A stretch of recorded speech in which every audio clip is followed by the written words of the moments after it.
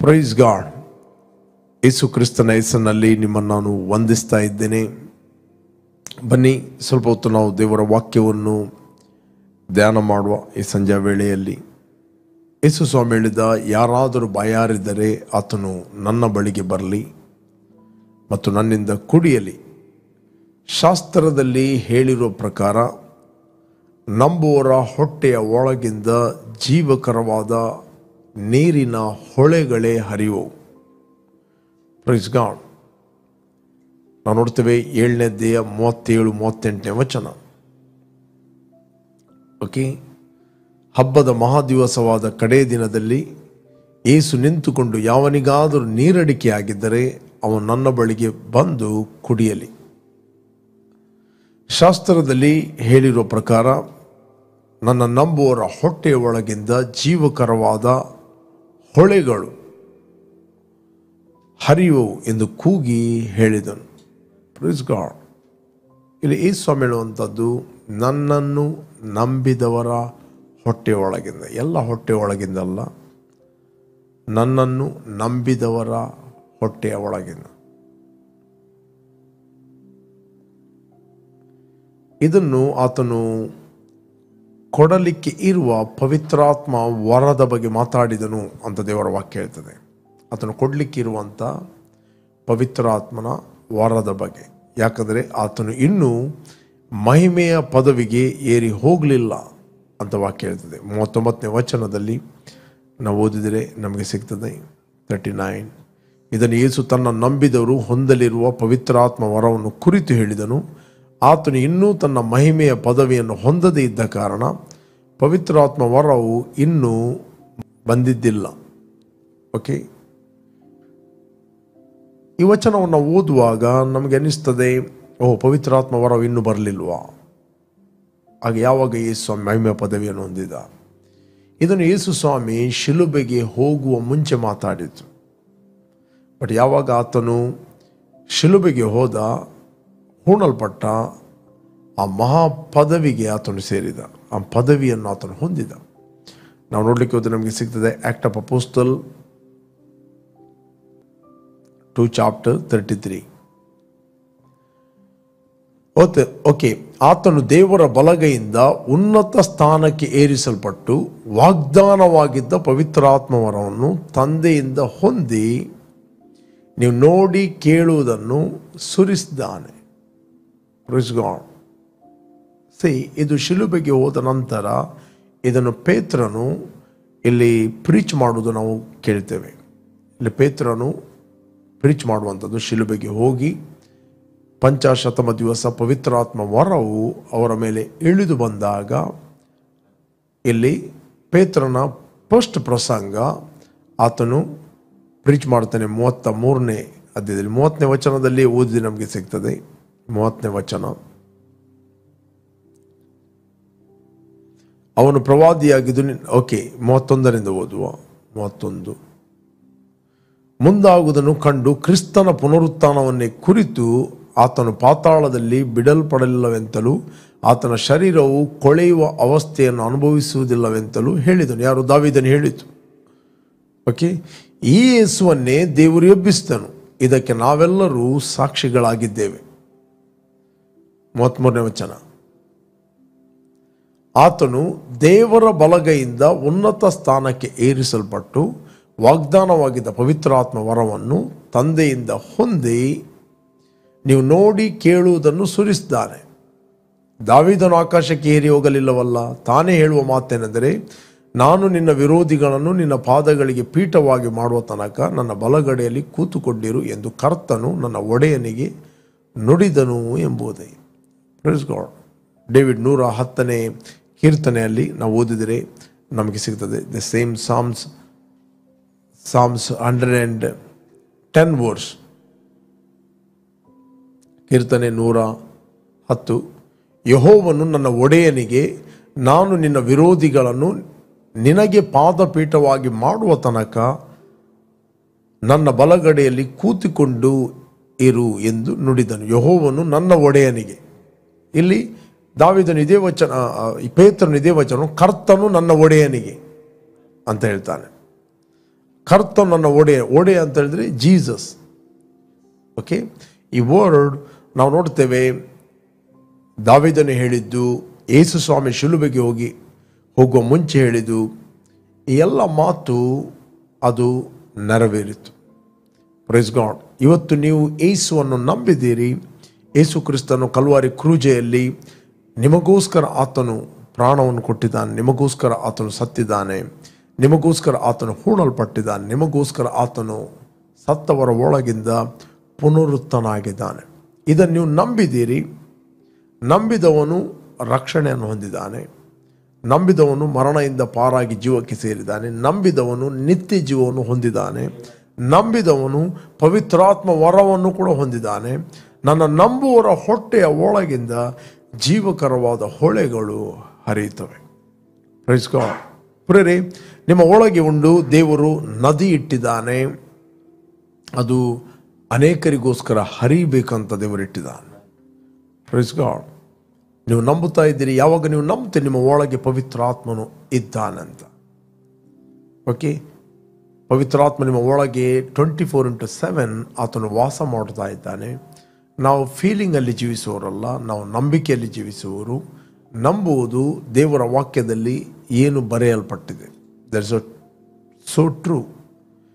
Okay, ದೇವರ ವಾಕ್ಯವನ್ನು ಓದುವಾಗ ನಾವು ಡಿವೈಡ್ ಮಾಡುವಂಥದ್ದು ವೆರಿ ವೆರಿ ಇಂಪಾರ್ಟೆಂಟ್. ಹಳೆ ಒಡಂಬಡಿಕೆ, ಯೇಸು ಸ್ವಾಮಿ ಶಿಲುಬೆಗೆ ಹೋಗುವ ಮುಂಚೆ ಹೇಳಿದ ಮಾತುಗಳು, ಯೇಸು ಸ್ವಾಮಿ ಪುನರುತ್ಥಾನ ಆದ ನಂತರ ಹೇಳಿದ ಮಾತುಗಳು, ಸಭೆಗೆ ಹೇಳಿದ ಮಾತುಗಳು. ಓಕೆ, ಅದನ್ನು ಡಿವೈಡ್ ಮಾಡುವಂಥದ್ದು ಬಹಳ ಇಂಪಾರ್ಟೆಂಟ್. ನಾವು ನೋಡ್ತೇವೆ, ಶಿಲುಬೆಗೆ ಹೋಗುವ ಮುಂಚೆ ಆತನು ಹೇಳಿದ, ಯಾರಾದರೂ ಬಾಯಾರಿದರೆ ಆತ ನನ್ನ ಬಳಿಗೆ ಬರಲಿ ಮತ್ತು ನನ್ನಿಂದ ಕುಡಿಯಲಿ, ನನ್ನ ನಂಬುವವರ ಹೊಟ್ಟೆ ಒಳಗಿಂದ ಜೀವಕರವಾದ ಹೊಳೆಗಳು ಹರಿಯುವವು. ಆತನು ಕೊಡಲಿಕ್ಕಿರುವ ಪವಿತ್ರಾತ್ಮ ವರವನ್ನು ಕುರಿತು ಆತನು ಮಾತಾಡಿದನು. ಈ ವರವು ಇನ್ನೂ ಕೊಡಲ್ಪಡಲಿಲ್ಲ. ಯಾಕೆ ಅಂದರೆ ಆತನು ಇನ್ನೂ ಮಹಿಮೆಯ ಪದವಿಗೆ ಏರಿ ಹೋಗಲಿಲ್ಲ. ಓಕೆ, ಬಟ್ ಈ ವಚನ ಆತನ ಪುನರುತ್ಥಾನದಲ್ಲಿ ನೆರವೇರಿತು. ಈ ವಚನ ಯಾವ ದಿವಸ ಪಂಚಾಶತಮ ದಿವಸ ಪವಿತ್ರಾತ್ಮ ವರವನ್ನು ಆತನು ಕಳಿಸಿದನು, ಅದು ಆ ವಚನ ನೆರವೇರಿತು. Praise God. ಈಗ ಪವಿತ್ರಾತ್ಮ ನಮಗೆ ಪರಲೋಕದಿಂದ ಬರುವ ಆತನಲ್ಲ, ಪವಿತ್ರಾತ್ಮನ ಆಲ್ರೆಡಿ ಪಂಚಾಶತಮ ದಿವಸ ಬಂದವನು. ಆತನು ಭೂಲೋಕದ ಎಲ್ಲ ಕಡೆಯಲ್ಲಿ ಸಂಚರಿಸ್ತಾನೆ. Is everywhere. Praise God. ಆದಿಕಾಂಡದಲ್ಲಿ ನಾವು ನೋಡ್ತೇವೆ, ದೇವರು ಆಕಾಶವನ್ನು ಭೂಮಿಯನ್ನು ಸೃಷ್ಟಿ ಮಾಡಿದನು. ನಾವು ನೋಡ್ತೇವೆ, ಭೂಮಿಯು ಬರಿದಾಗಿತ್ತು, ಕ್ರಮವಿಲ್ಲದಿತ್ತು, ಆದಿಸಾಗರದ ಮೇಲೆ ಕತ್ತಲಿತ್ತು, ಜಲಸಮೂಹಗಳ ಮೇಲೆ ಪವಿತ್ರಾತ್ಮನು ಸಂಚರಿಸ್ತಾ ಇದ್ದನು. ಈಗ ಅನೇಕ ಅವಿಶ್ವಾಸಿಗಳು ನಮಗೆ ಕಾಣ್ಬೋದು, ಅನೇಕ ಕೊರತೆಗಳು ಕಾಣ್ಬೋದು. Still Holy Spirit is moving. ಪವಿತ್ರಾತ್ಮನು ಚಲಿಸ್ತಾ ಇದ್ದಾನೆ. ಪವಿತ್ರಾತ್ಮನು ಆಲ್ರೆಡಿ ನಮಗೋಸ್ಕರ ಆತನು ಕೊಡಲ್ಪಟ್ಟಿದ್ದಾನೆ. ಈಗ ದೇವರದು ಕೊಡುವಂಥದ್ದು ಪ್ರಾಬ್ಲಮ್ ಅಂತ ಅಲ್ಲ, ಹೊಂದುವ ಪ್ರಾಬ್ಲಮ್. ಓಕೆ, 14ನೇ ವಚನದಲ್ಲಿ ನಾವು ಓದಿದೆ ನಮಗೆ ಸಿಗ್ತದೆ. 14 chapter 16 verse, gospel of John, Yohana ಸುವಾರ್ತೆ 14. ಆಗ ನಾನು ತಂದೆಯನ್ನು ಕೇಳಿಕೊಳ್ಳುವೆನು. ಇದು ಕೂಡ ಪ್ರಾಮಿಸ್ ಯೇಸು ಮಾಡಿದ್ದು. 15ರಿಂದ ನಾವು ಓದುವ, ನೀವು ನನ್ನನ್ನು ಪ್ರೀತಿಸುವರಾದರೆ ನನ್ನ ಆಜ್ಞೆಗಳನ್ನು ಕೈಗೊಂಡು ನಡೆಯುವಿರಿ. ಆಗ ನಾನು ತಂದೆಯನ್ನು ಕೇಳಿಕೊಳ್ಳುವೆನು, ಆತನು ನಿಮಗೆ ಬೇರೊಬ್ಬ ಸಹಾಯಕನನ್ನು ಸದಾಕಾಲ ನಿಮ್ಮ ಸಂಗಡ ಇರುವುದಕ್ಕೆ ಕೊಡುವನು. ಓಕೆ, ಆ ಸಹಾಯಕನು ಯಾರಂದರೆ ಸತ್ಯದ ಆತ್ಮನೇ. ಲೋಕವು ಆತನನ್ನು ನೋಡದೆಯೂ ತಿಳಿಯದೆಯೂ ಇರುವುದರಿಂದ ಆತನನ್ನು ಹೊಂದಲಾರದು. ನೀವು ಆತನನ್ನು ಬಲ್ಲಿರಿ, ಹೇಗೆಂದರೆ ನಿಮ್ಮ ಬಳಿಯಲ್ಲಿ ವಾಸ ಮಾಡುತ್ತಾನೆ. ಆತ ನಿಮ್ಮ ಬಳಿಯಲ್ಲಿ ವಾಸ ಮಾಡುತ್ತಾನೆ ಮತ್ತು ನಿಮ್ಮ ಒಳಗೆ ಇರುವನು. ಈಗ ವಾಸ ಮಾಡ್ತಾ ಇದ್ದಾನೆ. ನಾನು ಪುನರುತ್ಥಾನದ ನಂತರ ಆತ ನಿಮ್ಮ ಒಳಗಿರುವನು. ಹಳೆ ಒಡಂಬಡಿಕೆಯಲ್ಲಿ ಯೇಸು ಶಿಲುಬೆಗೆ ಹೋಗುವ ಮುಂಚೆ ಪವಿತ್ರಾತ್ಮನು ಕೇವಲ ನಮ್ಮ ಬಳಿಯಲ್ಲಿದ್ದ, ನಮ್ಮ ಸಂಗಡ ಇದ್ದ. ಓಕೆ, ಯಾರ ಒಳಗೆ ಪವಿತ್ರ ಆತ್ಮನು ವಾಸ ಮಾಡ್ತಿರಲಿಲ್ಲ.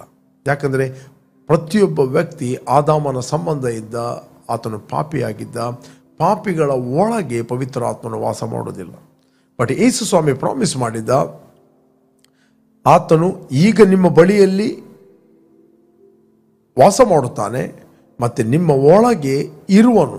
ಇಂಗ್ಲಿಷ್ನಲ್ಲಿದೆ, the spirit of the truth whom the world cannot receive because it neither sees him nor knows him, but you know him, for he dwells with you and will be in you. A future shall be in you, will be in you. ನಿಮ್ಮ ಒಳಗೆ ಇರುವನು, ಇದ್ದಾನಂತ ಹೇಳಲಿಲ್ಲ, ನಿಮ್ಮ ಒಳಗೆ ಈಗ ನಿಮ್ಮ ಬಳಿಯಲ್ಲಿ ವಾಸ ಮಾಡುತ್ತಾನೆ, ಫ್ಯೂಚರಲ್ಲಿ ನಿಮ್ಮ ಒಳಗೆ ಇರುವನು. ಪ್ರಿಯರೇ, ಈ ವಚನ ಕೂಡ ಅದು ನಮ್ಮಲ್ಲಿ ಕ್ರಿಸ್ತನಲ್ಲಿ ನೆರವೇರಿದೆ. ಈಗ ಆತನು ನಮ್ಮ ಬಳಿಯಲ್ಲಿ ಮಾತ್ರ ಅಲ್ಲ, ನಮ್ಮ ಒಳಗೆ ಆತನು ವಾಸ ಮಾಡುತ್ತಾನೆ. ಪ್ರಿಯರೇ, ಇಫ್ ಯು ಬಿಲೀವ್ ಜೀಸಸ್, ಒಂದು ವೇಳೆ ನೀವು ಯೇಸುವನ್ನು ನಂಬುವುದಾದರೆ, ಪವಿತ್ರ ಆತ್ಮನು ನಿಮ್ಮ ಒಳಗೆ ವಾಸ ಮಾಡ್ತಾ ಇದ್ದಾನೆ. He lives in you. ನಿಮ್ಮ ಒಳಗೆ ಆತನು ಮನೆ ಮಾಡಿದ್ದಾನೆ. You are the temple of the Holy Spirit. You are the temple of the Holy Spirit. Just acknowledge ಮಾಡಿರಿ, ಪವಿತ್ರಾತ್ಮನು ನಿಮ್ಮ ಒಳಗೆ 24/7 ವಾಸ ಮಾಡುತ್ತಾನೆ. ನೀವು ಯಾವಾಗ ನಂಬುತ್ತೀರಿ ನಿಮ್ಮ ಒಳಗೆ ವಾಸ ಮಾಡುತ್ತಾನಂತ, ಆತನು ನಿಮ್ಮ ಮೂಲಕ ಮ್ಯಾನಿಫೆಸ್ಟ್ ಆಗುತ್ತಾನೆ. ಆತನು ನಿಮ್ಮ ಮೂಲಕ ಆತನು ಪ್ರಜ್ವಲಿಸ್ತಾನೆ, ನಿಮ್ಮ ಮೂಲಕ ಆತನು ಚಲಿಸ್ತಾನೆ. ಈ ಭೂಲೋಕದಲ್ಲಿ ಆತನು ಏನೇ ಮಾಡಬೇಕಾದರೆ ಆತನಿಗೊಂದು ಟೂಲ್ ಬೇಕು. ಆ ಟೂಲ್ ಬೇರೆ ಯಾರಲ್ಲ, ನೀವು ಆಗಿದ್ದೀರಿ. Praise God. ಅದರಿಂದ ದೇವರು ಭೂಲೋಕದಲ್ಲಿ ಯಾವ ಕೆಲಸವನ್ನು ನೇರವಾಗಿ ಮಾಡೋದಿಲ್ಲ. ಆತನು ನಿಮ್ಮಲ್ಲಿ ಇದ್ದುಕೊಂಡು ಪವಿತ್ರಾತ್ಮನ ಮೂಲಕ ತನ್ನ ಕೆಲಸ ಮಾಡುತ್ತಾನೆ. ಯೇಸು ಸ್ವಾಮಿ ಹೇಳಿದ, ತಂದೆಯು ನನ್ನಲ್ಲಿ ಇದ್ದುಕೊಂಡು ತನ್ನ ಕೆಲಸವನ್ನು ಮಾಡುತ್ತಾನೆ. Praise God. ಈಗ ಯೇಸು ಕ್ರಿಸ್ತನು ಶರೀರಧಾರಿಯಾಗಿ ಭೂಮಿಯಲ್ಲಿ ಇಲ್ಲ. ಇವತ್ತು ನಾನು ಮತ್ತು ನೀವಿದ್ದೇವೆ. ಇವತ್ತು ನನ್ನನ್ನು ನಿನ್ನನ್ನು ಆತನ ರಕ್ತದಿಂದ ತೊಳೆದು ಶುದ್ಧೀಕರಿಸಿದ್ದಾನೆ. ಇವತ್ತು ನಾವು ಪವಿತ್ರಾತ್ಮನಿಗೆ ನಿವಾಸ ಸ್ಥಾನವಾಗಿದ್ದೇವೆ.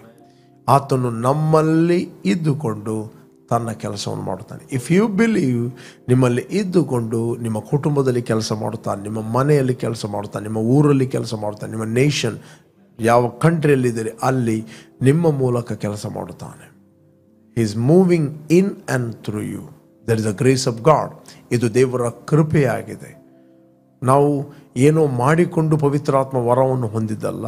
ನಾವು ಪವಿತ್ರಾತ್ಮ ವರವನ್ನು ಹೊಂದಿದ್ದು ನಮ್ಮ ಕರ್ತನಾದ ಯೇಸು ಕ್ರಿಸ್ತನ ಉಚಿತಾರ್ಥವಾದ ಕೃಪೆಯಿಂದಲೇ. Praise God. ಎವ್ರಿ ಟೈಮ್ ನೀವು ಎಕ್ನಾಲಜ್ ಮಾಡಿ, ಆತ ನಿಮ್ಮ ಒಳಗೆ ವಾಸ ಮಾಡುತ್ತಾನೆ. ಆತನು ನಿಮ್ಮ ಒಳಗೆ ವಾಸ ಮಾಡುತ್ತಾನೆ. ಆತನು ಸಂತೈಸುವತನಾಗಿದ್ದಾನೆ. ಆತ ನಿಮ್ಮನ್ನು ಬೋಧಿಸುವತನಾಗಿದ್ದಾನೆ. ಆತನು ಬೋಧಕನಾಗಿದ್ದಾನೆ. ನಿಮ್ಮ ವಕೀಲನು ಆತನಾಗಿದ್ದಾನೆ. ನಿಮಗೋಸ್ಕರ ವಿಜ್ಞಾಪನೆ ಮಾಡುತ್ತಾನೆ. ನಿಮ್ಮ ಸಂಗಡ ಸ್ಟ್ಯಾಂಡ್ ಬೈ ಆಗಿ ಆತನು ನಿಲ್ಲುತ್ತಾನೆ. ನಿಮ್ಮನ್ನು ಬಲಪಡಿಸ್ತಾನೆ. That means strengthening you. Okay, ನಿಮ್ಮನ್ನು ನಡೆಸ್ತಾನೆ. Okay, he will guide you. ಮುಂದಾಗೋ ಸಂಗತಿಗಳನ್ನು ನಿಮಗೆ ಪ್ರಕಟಿಸ್ತಾನೆ. ಪವಿತ್ರಾತ್ಮ ನಿಮ್ಮ ಮೂಲಕ ಅನೇಕರ ಹೃದಯದಲ್ಲಿ ಕನ್ವಿಕ್ಷನ್ ತರುತ್ತಾನೆ. ಒಬ್ಬ ವ್ಯಕ್ತಿ ಯೇಸುವನ್ನು ರಕ್ಷಕನು ಒಡೆಯನೆಂದು ಅಂಗೀಕಾರ ಮಾಡಬೇಕಂತ ಹೇಳಿದರೆ ಪವಿತ್ರಾತ್ಮನ ಸಹಾಯವಿಲ್ಲದೆ ಯಾವ ವ್ಯಕ್ತಿ ಕೂಡ ಯೇಸುವನ್ನು ಕರ್ತನೆಂದು ಹೇಳಲಿಕ್ಕೆ ಆಗುವುದಿಲ್ಲ. Praise God. ಪವಿತ್ರಾತ್ಮನ ಪ್ರೇರೇಪಣೆ ಇಲ್ಲದೆ ಯಾರು ಕೂಡ ಯೇಸುವನ್ನು ಕರ್ತನೆಂದು ಹೇಳಲಿಕ್ಕೆ ಆಗುವುದಿಲ್ಲ. ಇವತ್ತು ನಾವು ಸುವಾರ್ತೆಯನ್ನು ಸಾರುತ್ತಿರುವಾಗ, ದೇವರ ವಾಕ್ಯವನ್ನು ಸಾರುತ್ತಿರುವಾಗ, we need to depend upon the Holy Spirit. ನಾವು ಪವಿತ್ರಾತ್ಮನನ್ನು ಯಾವಾಗ ಆತುಕೊಳ್ಳುತ್ತೇವೆ, ಆತನು ಜನರ ಹೃದಯದಲ್ಲಿ ಕನ್ವಿಕ್ಷನ್ ತರುತ್ತಾನೆ. ಆತನು ಜನರ ಹೃದಯದಲ್ಲಿ ಮಾನಸಾಂತರವನ್ನು ತರುತ್ತಾನೆ. ಆತನು ನಿಮಗೋಸ್ಕರ ಅಭಿಮಾನ ತಾಪದಿಂದ ನಿಮಗೋಸ್ಕರ ಪ್ರಾರ್ಥನೆ ಮಾಡುತ್ತಾನೆ. ಪ್ರೇರೆ, ನೀವು ಯಾವಾಗ ನಂಬುತ್ತೀರಿ, ನಿಮ್ಮ ಹೊಟ್ಟೆಯ ಒಳಗಿಂದ, ಹೊಟ್ಟೆ ಅಂತ ಹೇಳಿದರೆ ಮಾಂಸದ ಹೊಟ್ಟೆ ಅಲ್ಲ, ನಿಮ್ಮ ಶರೀರ ಲಿವರ್ ಹೊಟ್ಟೆ ಅಲ್ಲ. ಹೊಟ್ಟೆ ಅಂತ ಹೇಳಿದರೆ ಔಟ್ ಆಫ್ ಯುವರ್ ಸ್ಪಿರಿಟ್. ಬೆಲಿ ಅಂದರೆ ನಿಮ್ಮ ಆತ್ಮದ ಒಳಗಿಂದ. ಯಾಕಂದರೆ ನಿಮ್ಮ ಆತ್ಮ, ಕರ್ತನ ಆತ್ಮ ಒಂದು ಆತ್ಮವಾಗಿದೆ. You are born into spirit. ನೀವು ಆತನ ಆತ್ಮನಿಗೆ ನೀವು ಹುಟ್ಟಿದ್ದೀರಿ. ನೀವು ಆತನ ಆತ್ಮನೊಂದಿಗೆ ಒಂದಾಗಿದ್ದೀರಿ. ನೀವು ಯಾವಾಗ ನಂಬುತ್ತೀರಿ, ಸೆನ್ಸ್ ನಾಲೆಜನ್ನು ಬಿಟ್ಟು ನಂಬುತ್ತೀರಿ, ಆಗ ನಿಮ್ಮ ಒಳಗಿಂದ ಆತನು ನಿಮ್ಮ ಮೂಲಕ ಸ್ಪಿರಿಚುವಲ್ ವರ್ಲ್ಡಿಂದ ನ್ಯಾಚುರಲ್ ವರ್ಲ್ಡ್ಗೆ ಪ್ರವೇಶಿಸ್ತಾನೆ. You are the door to the Holy Spirit. ನೀವು ಪವಿತ್ರ ಆತ್ಮನಿಗೆ ಆತ್ಮಿಕ ಲೋಕದಿಂದ ನ್ಯಾಚುರಲ್ ರಲ್ಮಿಗೆ ನೀವು ಮ್ಯಾನಿಫೆಸ್ಟ್ ಮಾಡಲಿಕ್ಕೆ ನೀವು ಮಧ್ಯಸ್ಥರಾಗಿರುತ್ತೀರಿ. ಓಕೆ, ಅದಕ್ಕೋಸ್ಕರ ನಾವು ನಂಬುವಂಥದ್ದು ವೆರಿ ವೆರಿ ಇಂಪಾರ್ಟೆಂಟ್. ದೇವರ ವಾಕ್ಯಗಳನ್ನು, ದೇವರ ವಾಕ್ಯಾನುಸಾರವಾಗಿ ಪವಿತ್ರಾತ್ಮನ ಬಗ್ಗೆ ಏನೆಲ್ಲ ಬರೆಯಲ್ಪಟ್ಟಿದೆ, ಏನೆಲ್ಲ ಆತನ ಕ್ಯಾರೆಕ್ಟರ್ಗಳು, ಏನೆಲ್ಲ ಆತನ ಗುಣಶಕ್ತಿಗಳು, ಇದನ್ನು ನಾವು ತಿಳಿಯುವಂಥದ್ದು ವೆರಿ ವೆರಿ ಇಂಪಾರ್ಟೆಂಟ್. ಪ್ರೇರೆ, ನೀವು ಯಾರು ವಾಚ್ ಮಾಡ್ತಾ ಇದ್ದೀರಿ, ಇಷ್ಟವರೆಗೆ ಯೇಸುವನ್ನು ರಕ್ಷಕನು ಒಡೆಯನೆಂದು ನೀವು ಅಂಗೀಕಾರ ಮಾಡದಿದ್ದರೆ ಅಂಗೀಕಾರ ಮಾಡಿರಿ. You will receive gift of the Holy Spirit. ಇದನ್ನೇ ಅಪೊಸ್ತಲ ಪೇತ್ರನು ಕಂಟಿನ್ಯೂ ಆಗಲಿ ಪ್ರೀಚ್ ಮಾಡ್ತಾನೆ. ಅಪೊಸ್ತಲ ಕೃತ್ಯ 2:35 ನಾವೆಲ್ಲರೂ ಓದುವ. ನೀವು ನೋಡಿ ಕೇಳುವುದನ್ನು ಸುರಿಸ್ತಾನೆ, ದಾವೀದನು ಆಕಾಶಕ್ಕೆ ಏರಿ ಹೋಗಲಿಲ್ಲವಲ್ಲ, ತಾನೇ ಹೇಳುವ ಮಾತೇನೆಂದರೆ, ನಾನು ನಿನ್ನ ವಿರೋಧಿಗಳನ್ನು ನಿನ್ನ ಪಾದಗಳಿಗೆ ಪೀಠವಾಗಿ ಮಾಡುವ ತನಕ ನನ್ನ ಬಲಗಡೆಯಲ್ಲಿ ಕೂತುಕೊಂಡಿರು ಎಂದು ಕರ್ತನು ನನ್ನ ಒಡೆಯನಿಗೆ ನುಡಿದನು ಎಂಬುದೇ. ಓಕೆ, ಆದ್ದರಿಂದ ನೀವು ಶಿಲುಬೆಗೆ ಹಾಕಿದ ಈ ಯೇಸುವನ್ನೇ ದೇವರು ಒಡೆಯನನ್ನಾಗಿಯೂ ಕ್ರಿಸ್ತನನ್ನಾಗಿಯೂ ಮಾಡಿದ್ದಾನೆಂಬುದು ಇಸ್ರಾಯೇಲ್ ಕುಲದವರಿಗೆ ನಿಸ್ಸಂದೇಹವಾಗಿ ತಿಳಿದಿರಲಿ ಎಂದು ಹೇಳಿದನು. ಆದ್ದರಿಂದ ನೀವು ಶಿಲುಬೆಗೆ ಹಾಕಿದ, ನೀವು ಬೇಡವೆಂದು ತಳ್ಳಿಬಿಟ್ಟಂತ ಇದೇ ಯೇಸು, ಈ ಯೇಸುವನ್ನೇ ದೇವರು ಒಡೆಯನನ್ನಾಗಿಯೂ ಕ್ರಿಸ್ತನನ್ನಾಗಿಯೂ ಮಾಡಿದ್ದಾನೆಂಬುದು ಇಸ್ರಾಯೇಲ್ ಕುಲದವರಿಗೆ ನಿಸ್ಸಂದೇಹವಾಗಿ ತಿಳಿದಿರಲಿ ಎಂದು ಹೇಳಿದನು. ನಾವು ನೋಡ್ತೇವೆ, ಇಸ್ರಾಯೇಲ್ ಜನರಿಗೆ ಕ್ರಿಸ್ತನ ಬಗ್ಗೆ ಗೊತ್ತಿತ್ತು, ಪವಿತ್ರಾತ್ಮನ ಬಗ್ಗೆ ಗೊತ್ತಿತ್ತು, ತಂದೆಯಾದ ದೇವರ ಬಗ್ಗೆ ಗೊತ್ತಿತ್ತು.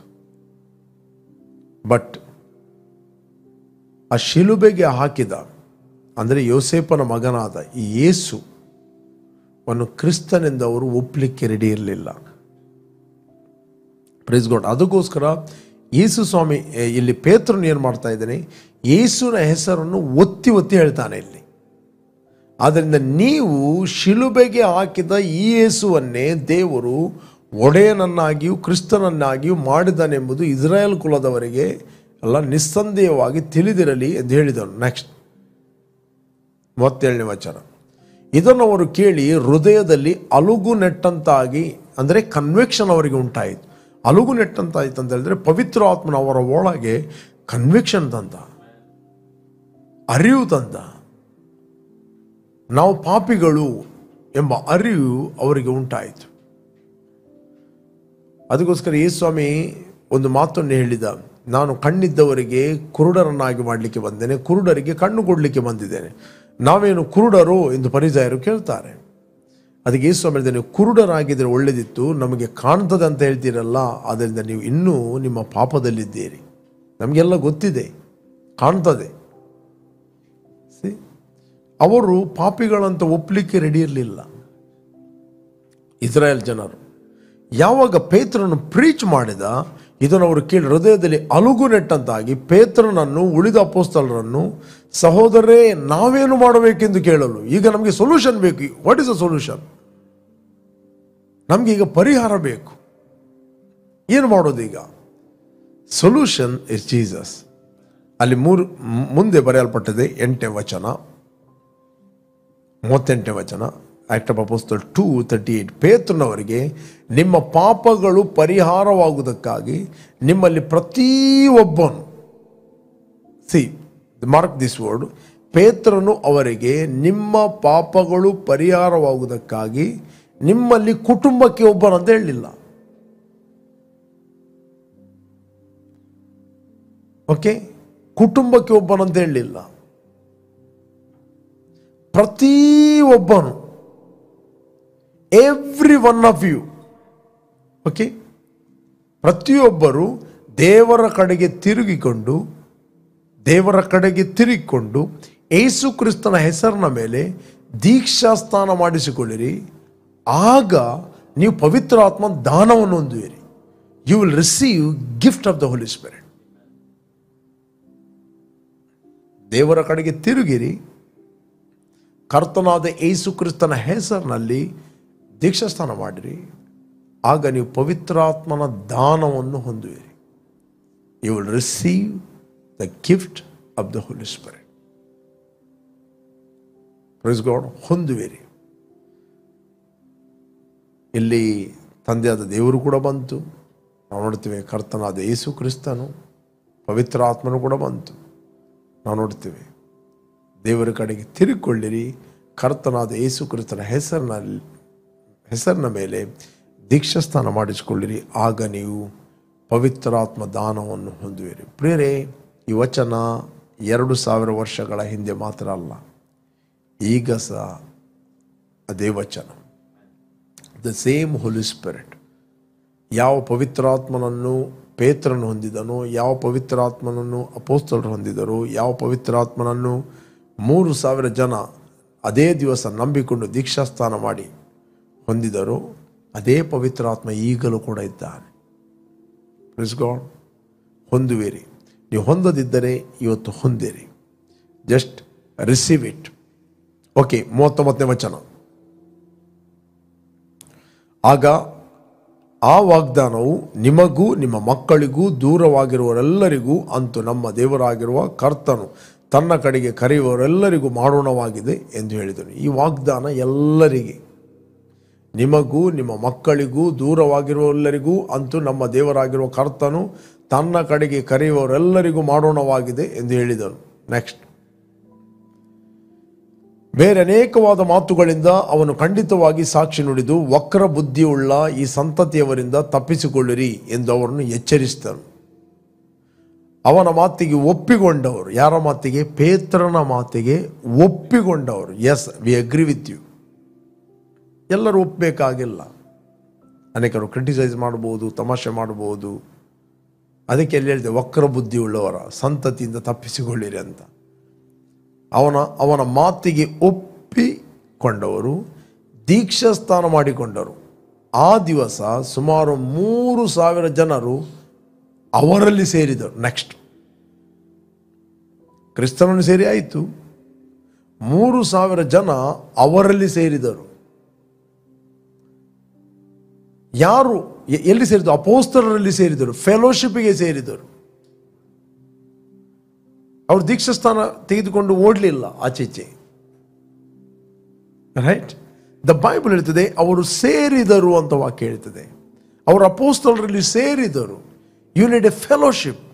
ಒಬ್ಬ ಬಾರ್ನ್ ಅಗೇನ್ ಆದ ವ್ಯಕ್ತಿ ಆತನು ಫೆಲೋಶಿಪ್ ಅಲ್ಲಿ ಇರಬೇಕು.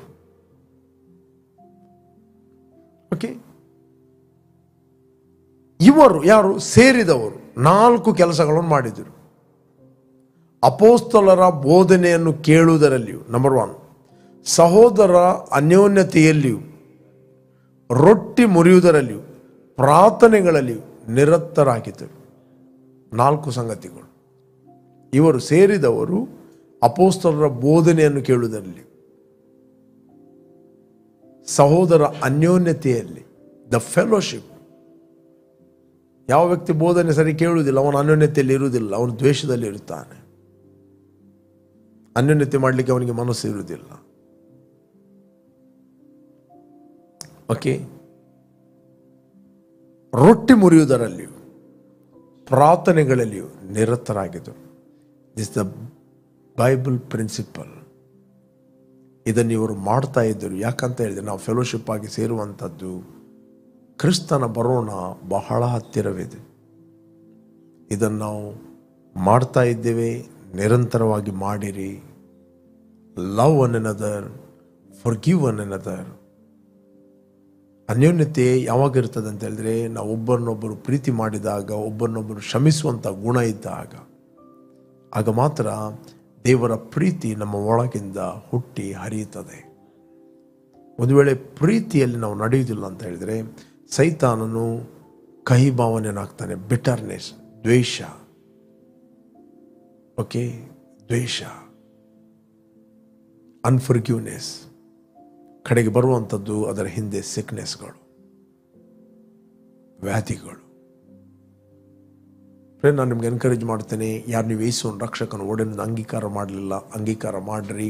ಯಾರು ನೀವು ಅಂಗೀಕಾರ ಮಾಡಿದ್ದೀರಿ, ಕಂಟಿನ್ಯೂ ಆಗಿ 4 ಸಂಗತಿಗಳಿಗೆ ಬೆಳೆಯಿರಿ. ಅಪೊಸ್ತಲರ ಬೋಧನೆಯನ್ನು ಕೇಳುವುದರಲ್ಲಿ, ಸಹೋದರ ಅನ್ಯೋನ್ಯತೆಯಲ್ಲಿ, ಒಬ್ಬನನ್ನು ಕ್ಷಮಿಸುವುದರಲ್ಲಿ, ಪ್ರೀತಿಸುವುದರಲ್ಲಿ, ಕಡೆಗೆ ರೊಟ್ಟಿ ಮುರಿಯುವುದರಲ್ಲಿ, ಪ್ರಾರ್ಥನೆಗಳಲ್ಲಿ ನಿರತರಾಗಿರಿ. Praise God. No one can deceive you. No one can deceive you. Let's pray. ನಾವು ಪ್ರಾರ್ಥನೆ ಮಾಡುವ. Thank you Lord, thank you Father. ತಂದೆ, ನಿನ್ನ ಸನ್ನಿಧಿಯಲ್ಲಿ ನಾವು ಆನಂದ ಪಡ್ತಾ ಇದ್ದೇವೆ. Rejoice Father. ನಿನ್ನ ಒಬ್ಬನೇ ಮಗನಾದ ಯೇಸುವನ್ನು ನಮಗೋಸ್ಕರ ನೀನು ಕಳಿಸಿದಿ. ಆತನು ನಮಗೋಸ್ಕರ ಕ್ರೂಜೆಯಲ್ಲಿ ಸತ್ತು ರಕ್ತವನ್ನು ಸುರಿಸಿ ಹೂಣಲ್ಪಟ್ಟು ಮೂರನೇ ದಿನ ಸತ್ತವರ ಒಳಗಿಂದ ಎದ್ದು ಬಂದನೆಂದು ನಾವು ನಮ್ಮ ಹೃದಯದಲ್ಲಿ ನಂಬುತ್ತೇವೆ, ಬಾಯಿಂದ ನಾವು ಅರಿಕೆ ಮಾಡುತ್ತೇವೆ. ಯೇಸು ನಮ್ಮ ಕರ್ತನು. ನಿನ್ನ ವಾಕ್ಯ ಹೇಳ್ತದೆ, ಯಾರಾದರೂ ಬಾಯಾರಿದರೆ ಆತನು ನನ್ನ ಕಡೆಗೆ ಬರಲಿ ಮತ್ತು ನನ್ನಿಂದ ಕುಡಿಯಲಿ. ನನ್ನ ನಂಬಿದವರ ಹೊಟ್ಟೆ ಒಳಗಿಂದ ಶಾಸ್ತ್ರದಲ್ಲಿ ಹೇಳಿದ ಪ್ರಕಾರ ನೀರಿನ ಹೊಳೆಗಳು ಹರಿಯುವವು. Thank you Lord. ನಾವು ನಂಬುತ್ತೇವೆ. ಆರೋಗ್ಯದ ಹೊಳೆಗಳು, ಪ್ರೀತಿಯ ಹೊಳೆಗಳು, ಸಮಾಧಾನದ ಹೊಳೆಗಳು ಪ್ರತಿಯೊಬ್ಬರ ಒಳಗಿಂದ ಉಕ್ಕಿ ಹರಿಯಲೆಂದು ಪ್ರಾರ್ಥಿಸ್ತಾ ಇದ್ದೇನೆ. ಪ್ರತಿಯೊಬ್ಬರು ಕರ್ತನೆ ಅಪೊಸ್ತಲರ ಬೋಧನೆಯನ್ನು ಕೇಳುವುದರಲ್ಲಿಯೂ, ಸಹೋದರ ಅನ್ಯೋನ್ಯತೆಯಲ್ಲಿಯೂ, ರೊಟ್ಟಿ ಮುರಿಯುವುದರಲ್ಲಿಯೂ ಮತ್ತು ಪ್ರಾರ್ಥನೆಗಳಲ್ಲಿಯೂ ನಿರಂತರವಾಗಿರಲೆಂದು ನಾನು ಪ್ರಾರ್ಥಿಸ್ತಾ ಇದ್ದೇನೆ. Thank you. ಪ್ರತಿಯೊಬ್ಬರಲ್ಲಿ ಪ್ರೀತಿ ಉಕ್ಕಿ ಹರಿಯಲಿ. ಎಲ್ಲ ಮನಸ್ತಾಪಗಳು, ಎಲ್ಲ ದ್ವೇಷಗಳು ಮುರಿಯಲ್ಪಡಲಿ. I decree and declare peace one another, oh God. In Jesus' name, amen, amen, amen.